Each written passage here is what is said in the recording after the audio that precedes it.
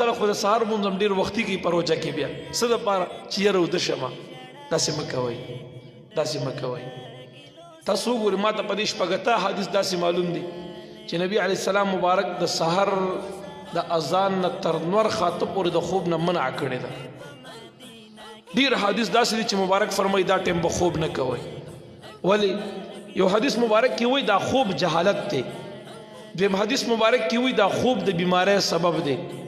دریم حدیث مبارک کې راځي دا د قسوت قلبي د زړه د سخوالي سبب ګرځي بل حدیث مبارک کې داسې راځي چې کوم انسان سحر نا وخت پاسي کسلان بدن به مړ سړوي خبيث النفس مردار نفس به پاسي پلید مردار پاسي بل حدیث مبارک کې داسې راځي چې کوم انسان د سحر په ټیم خوب کوي دک ټیم الله رزق تقسیمي او چې کوم انسان ته نو د پروت وي د مال او د رزق د برکت نه خوده محروم پاتې کی دی به تنگستی پیدا کی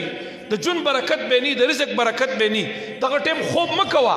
دا ټول شپه چې فزول ګرځي یا په اجرو کې ناشته یا په بازارونو کې ګرځي او یا چکرې وهي د دې په ځای خوب وکړه او که خوب نه کې عبادت وکړه او که خامخا بیا خوب کول غواړي نو چې دا ټول شپه شوګیر تیرول شي خو یو غنټه نورم په ځان سختي تیره کړه دا ډیر داسې دي چې پښمنې څنګه وکي بس د چاغ جمعات تمنډه و چې کوم جمعات کې سار وختي جمع کیږي بس جمع بو کې بیا بلاړ شي بیغمه بو دشي بس ما خو منځ کو نه د مانځنه بعد تر نور خاطه پوری کینا دا ټیم د مراقبې دی دا ټیم د الله تعالی په قدرتونو کې د تفکر دی دا ټیم د عبادتو دی ته حدیث نه معلوم چې مبارک فرمایي کوم سړی د سحر منځ ادا کی او دا غي نه بعد په خپل ځبانه تنور خاطه پورې ناس وي په دغه خپل ځبان ذکر کوي طاعت کوي عبادت کوي تلاوت کوي په دغه خپل ځبانه ناس دي نو مبارک فرمایي چې نور روخته دې پاسه 2 رکعات صلو رکعات نفل ادا کی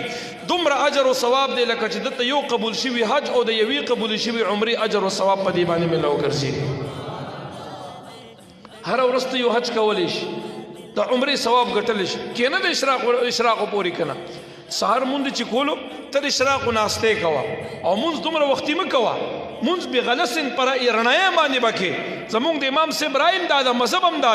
احادیثونو دا ثابت ده چې مبارک په پرنای باندې مونږ کولو چې سحر به روشنی ورنی خورشوا په داسې ټیم کې به دی مبارک مانځه تو درېدل پرنای کې مونږ کوا دا څنګه چې په تور تیاره کې مونږ کې دا خو ته خلاف د طریقو د نبی کریم صلی الله علیه وسلم مبارک کې